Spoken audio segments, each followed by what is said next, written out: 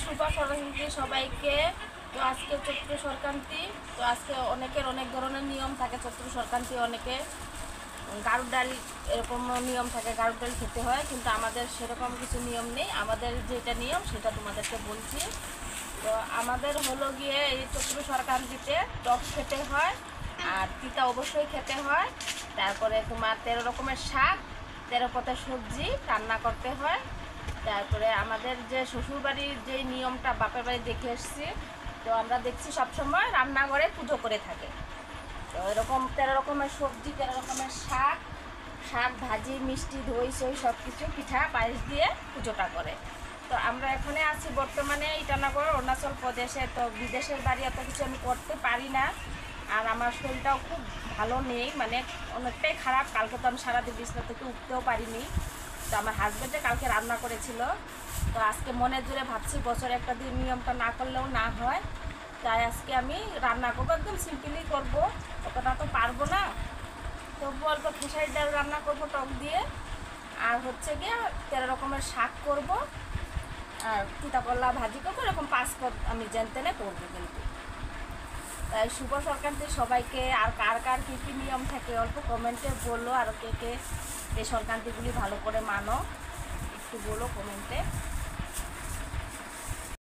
তো বন্ধুরা দেখো আমি সংক্রান্তিতে কী কী রান্না করেছি। দেখো আমি এখানে খেসারি ডাল বানিয়েছি, এখানে সাজনা পাওয়া যায়নি তাই টমেটো দিয়েছি, আর বড়ই দিয়ে দিয়েছি, আমও পাওয়া যায়নি, যেহেতু টক ডাল খেতে হয়।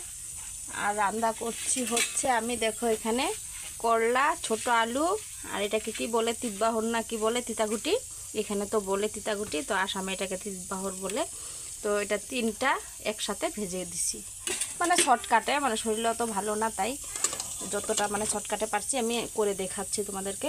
আর এটা মিষ্টি কুমড় পাতলা পাতলা করে আমি ভেজেছি, দেখো সুন্দর লাল করে।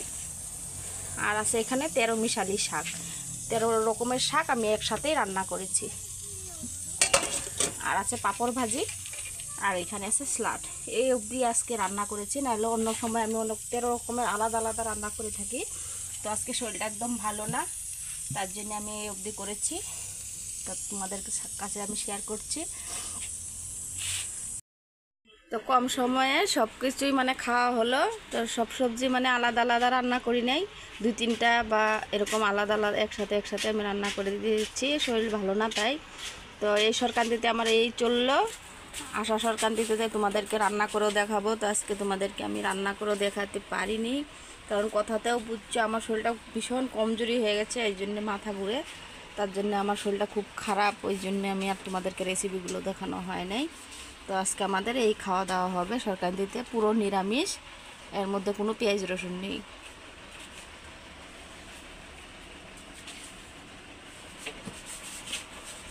তো সকালে ভালো থেকো, বছরের লাস্ট, কালকের জন্য সবাইকেই শুভ নতুন বছর কালকের থেকে। তো আজকে রেসিপি অবধি রাখলাম, সেমাই খানি।